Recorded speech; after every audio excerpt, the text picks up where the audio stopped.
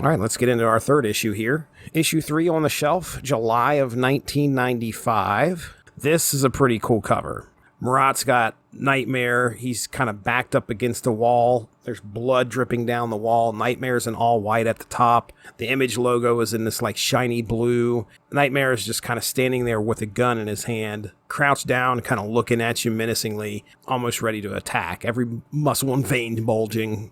Typical 90s extreme comic book cover. One of the better covers out of the series, in my opinion. So again, our creative team mostly stays the same. However, on inks, I'll just read and go through this. Danny Miki, Alvey, Jonathan Seibel, Jamie Mendoza, Joe Weems, Carl Alstetter on inks for issue 3. Colors stay the same with Byron Tolman, extreme color on the color separations, and lettering Kurt Hathaway. As this issue begins, we find ourselves in the aftermath of a chilling act. Kurasu, the shadowy operative who had infiltrated Don Carbone's operation, has armed the nuclear warhead. Now he speeds off in a van, leaving a trail of uncertainty in his wake. Yeah, he left the bomb there, got into a van and left. Knightmare, with a steely resolve and a keen sense of justice, is left to piece together the enigma. It dawns on him that the confrontation he longed for with Logan will have to be postponed, for the atomic bomb is a crisis that cannot be ignored. Now the thing is that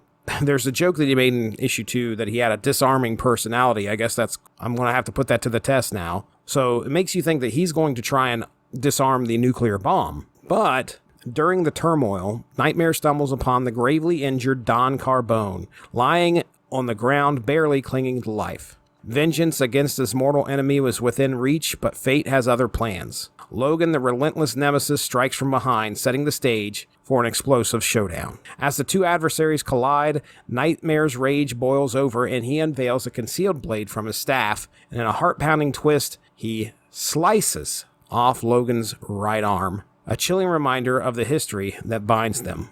Logan's instincts tingle with a sense of familiarity, as if the masked avenger is someone he may have known in another lifetime. Just as the tension reaches its peak, Detective Murtaugh and the police descend upon the scene.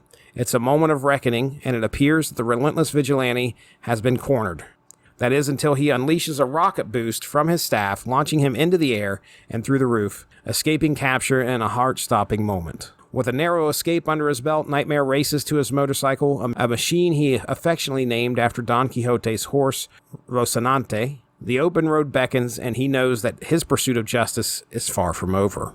Inside, Don Carbone, on the brink of life and death, pleads with Murtaugh for assistance, reeling that he may be the only witness to the unfolding chaos. It's a desperate plea in the face of impending doom. Meanwhile, on an adjacent rooftop, Mr. Tapp and his companion Manny watch and hatch a sinister plan. They aim to expose Detective Murtaugh for keeping the truth about Knightmare's actions concealed from the public, labeling them a slaying spree. I want to stop right there real quick and talk about this Mr. Tapp.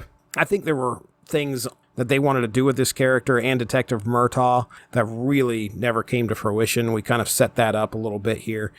As the clock relentlessly counts down, an officer shows Detective Murtaugh the armed nuclear bomb, and the stakes have never been higher. The city teeters on the edge of disaster, waiting for the other shoe to drop. Knightmare, on his trusty superbike, speeds down the road, following the trail of Kurasu's van. But when he catches up, he finds a shocking surprise. The back of the van is filled with ninjas, and a ferocious battle ensues. With a hint of humor that gives us a glimpse into his complex character, Alec Knight fights valiantly, but ultimately loses the battle, getting kicked off the van and back onto the unforgiving road.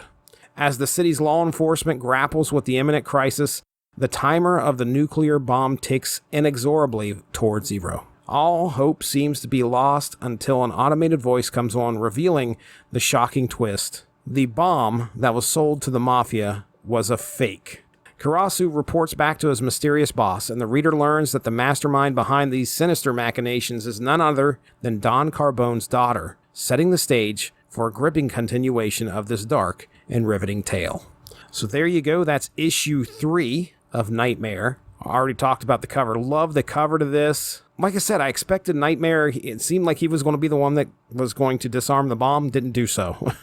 Didn't do that at all. It was the police that did that. There's 2 points in this issue where Alec tries to use his name, Knightmare, using it in dialogue, but working it in there as a substitute for the word nightmare. The first time is when he's about to possibly kill Don Carbone, and Logan attacks him from behind. Carbone's like, "Your voice, even muffled by that helmet, sounds vaguely familiar. Who are you?" And Alec goes, "I'm your worst night."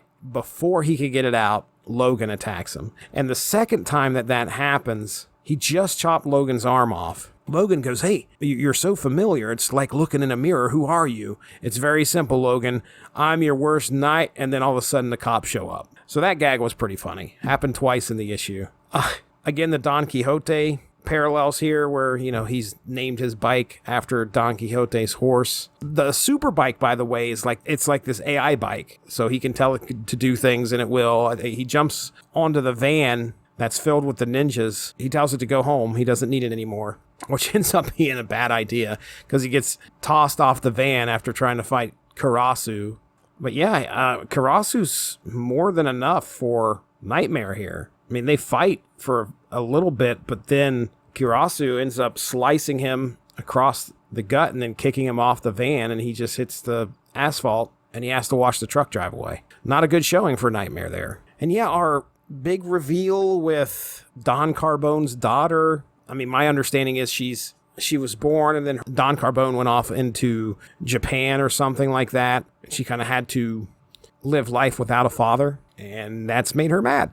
She says, "He left his sweet little daughter behind to grow up without a strong father figure in her life. The truth is, I've never forgiven him for it." Ugh, oh boy.